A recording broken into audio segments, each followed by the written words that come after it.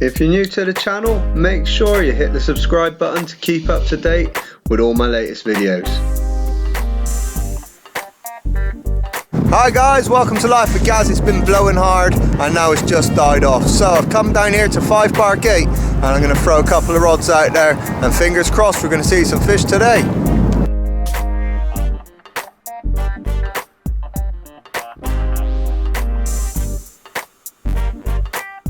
So first, let's cut back to a session I had here a few weeks ago, just before I got my new headlights and everything, and it didn't really go too well. I fished for around about 4 hours, 3 hours up over right side and then about half an hour down before giving up because there were just no fish about. But I didn't blank. I managed to save a blank with one tiny little white in, which you can see just here, and I thought I'm not going to get beaten by this spot. I'm going to come back in a few weeks time, and that's exactly what I did. So check out the rest of this video to see how I did on my next session up there.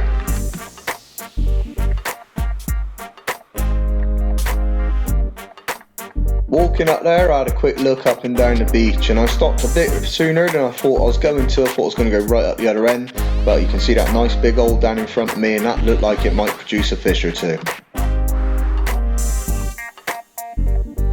So I started by setting up. Now on one rod I had a clip down with a pennel on it, and on the other rod I had my traditional 3-hook flapper. Now the reason why I went for the clip down was because it had been blowing quite hard for a few days previous, and I thought, well, maybe there's a chance or two of a cod. There was still a little bit of an edge on it. But on the other side I thought there's also a chance a lot of smaller fish being about, so I seen what I could pull out with that smaller flapper rig as well.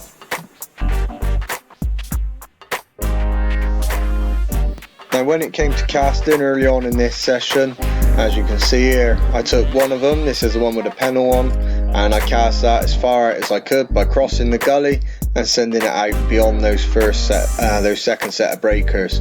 Whereas the other one, what I did was I walked up to that gully and then cast over the sandbank, and I put that just to about where the end of the posts are on that groin in the hope of fish in those very shallow waters. Things like flatfish, this can work quite well for.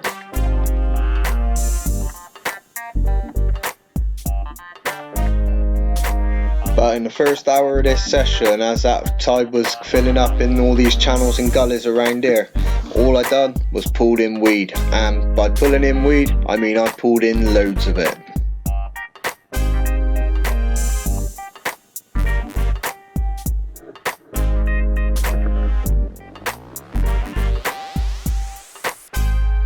So as I really couldn't fish for that first little bit, what I decided to do was just start setting some baits up, because I brought a razor shell with me as well, and razor clams can be a fantastic bait, especially just after a storm up here. So I thought I'd try my chances with one of them, but I needed to just get it out of the shell, whip it up with some bait elastic, and then cut small chunks off of it for tipping off, or use it as whole baits, and I sort of mix between the two throughout the session. Now the foot of these can be quite delicate, so when you're whipping them up, one of the main things to keep involved with is to make sure that you don't put that bait elastic on too tight, or otherwise all you'll do is cut sections of that bait off.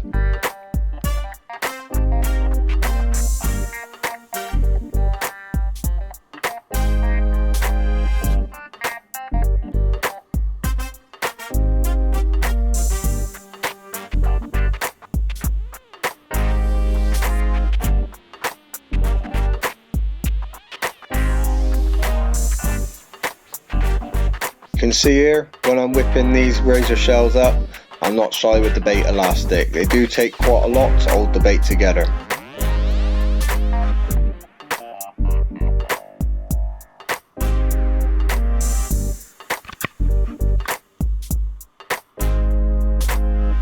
Then I got my first bite. Now this came from really close in, right in that little hole that I seen, and it came out on fresh worm on that 3-hook flapper rig.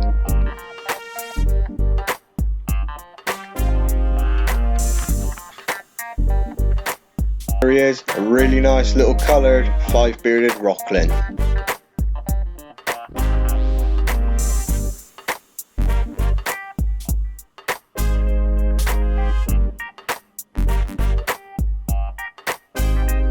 Around here, lots of people call these guys slugs, and you can see why when I'm trying to hold on to him to unhook him. They're really hard to get a grip of.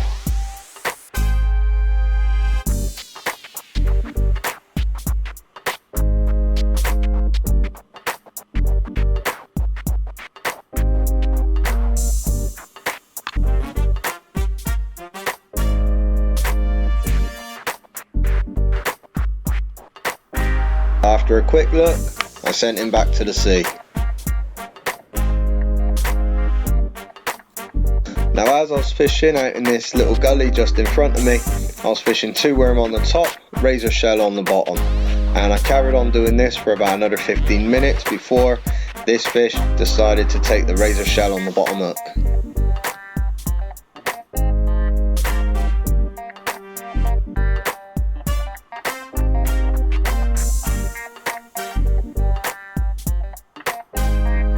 Now although I could feel the weight of the fish, I couldn't feel any kicking.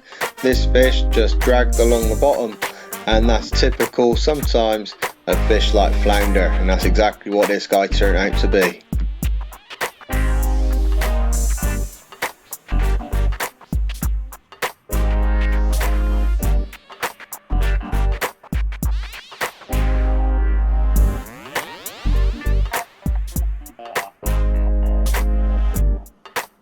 And when I picked this fish up and I looked at where he was actually hooked right in the top of the mouth, up in where the palate bit would be if it was our mouth, and this made it difficult for unhooking him. So what I done was got out the T-bar and used a T-bar like a disgorger just to loop it around the line, drag the shank of the hook, get round to the bend, push it out, and then take that hook out in one go, just like this. He turned out to be a decent whiting of 35 centimetres, 1 pound 1 ounce.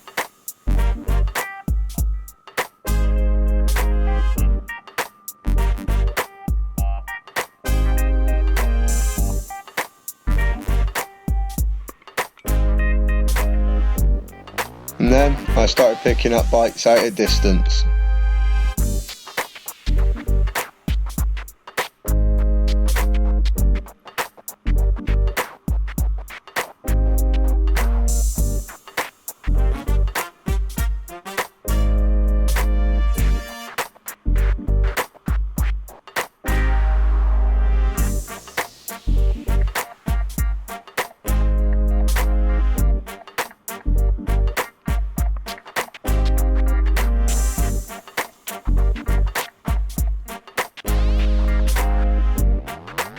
And this was the first little whiting of the session. Now I did have a few more, but with this one what happened was the wave actually washed this fish off the hook, and when I bent back I found the rig on the floor and the fish was about 6 foot away from it, just on the pebbles.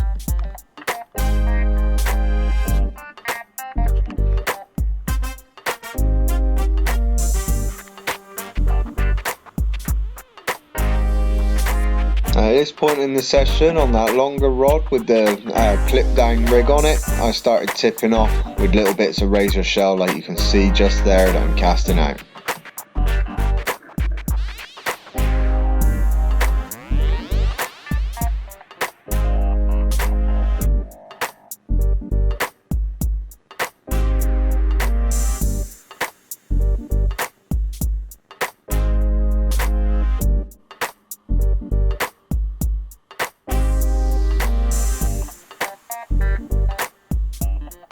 Bites, like they do whenever whiting are about, tends to come in fairly thick and fast, and as the whiting move through they're not fussy and will hoover up quite a lot of different baits.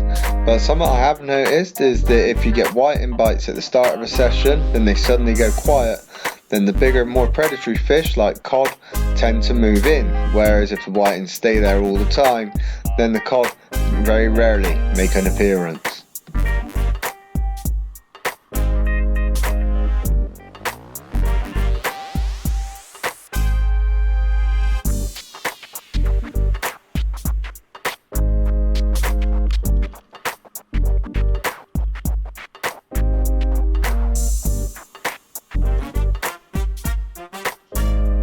Now this little whiting looked like he'd really been in the wars and had a bit of a bad life. He had one eye missing on one side, he had loads of scales missing down both sides, like someone had wrapped a line around him, not sure what would have caused that. And then to top it off, he had my hook straight through his eye. Now as it was 28 centimetres and I thought he isn't going to survive blind, I took him home for me tea.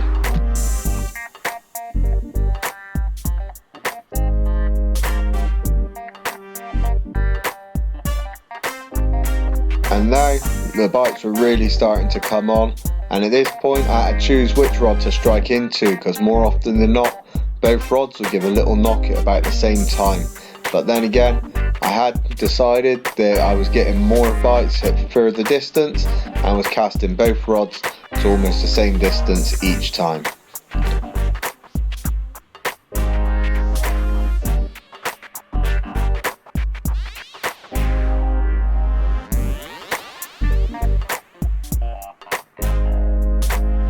And one of the things I found unusual about this session is normally what I was saying with the cod turning up after the whiting.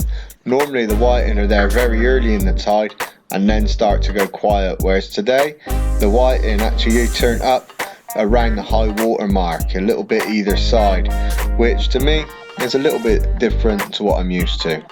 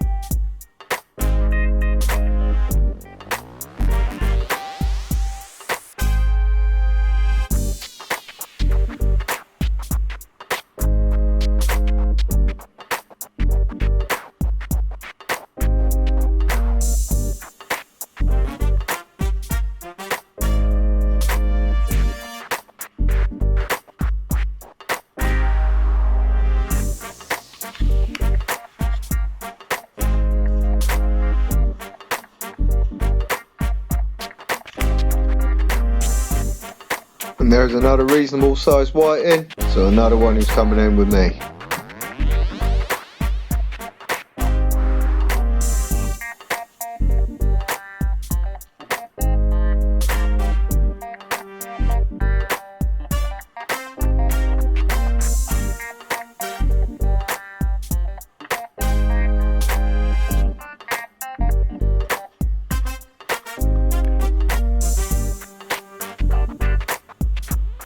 And there's another little whiting I've got, and this one's got like a little cigarette burn on the side of it, like a sore. And that's another one with either an injury or an abnormality, and I'm getting loads of these this year.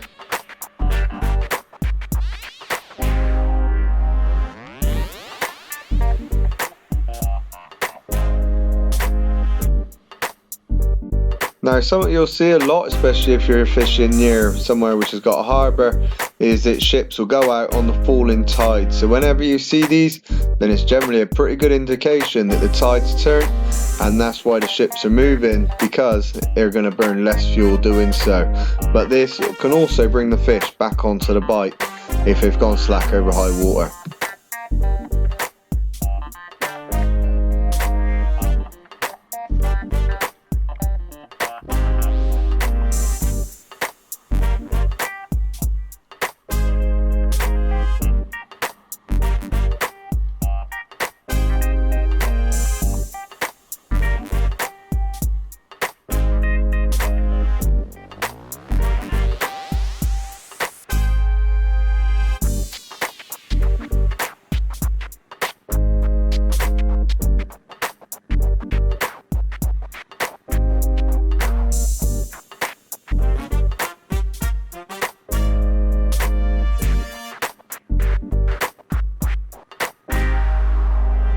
This next little whiting, when he came in, that hook was incredibly deep. Now I do have a video which goes into a little bit more detail on how I take these hooks out when they're as deep as this, and how that works with the rigs that I use. So what I'll do is I'll leave a little card for that at the end of this video. But safe to say, by taking that hook off and then turning it round and reversing the direction of the hook, I was safe to release that fish perfectly unharmed so he could swim off and fight another day.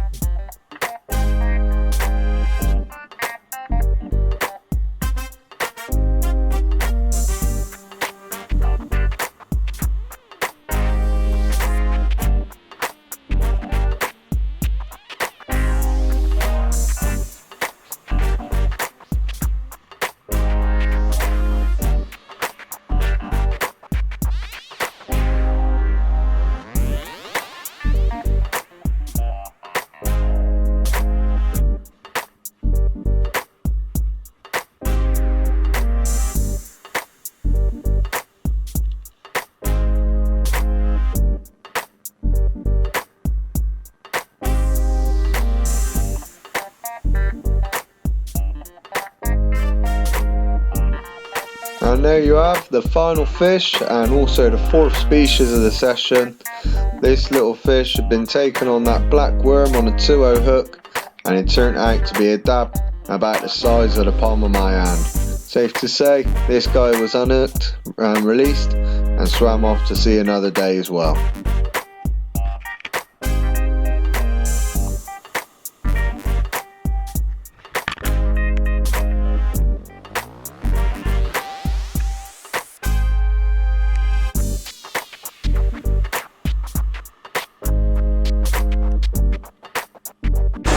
Well, unfortunately guys, that's it from Life of Gaz today. I had a lovely flounder, had a little dab, had a little rock clean as well, and quite a few little whites in, so I'm quite happy with that. But unfortunately, we are just about out of time. Now, if you enjoyed this video, make sure you hit the subscribe button down there. Check out my latest fishing video there, my playlist up there, and if you want that unhooking deep hook fish, get that one up the top there.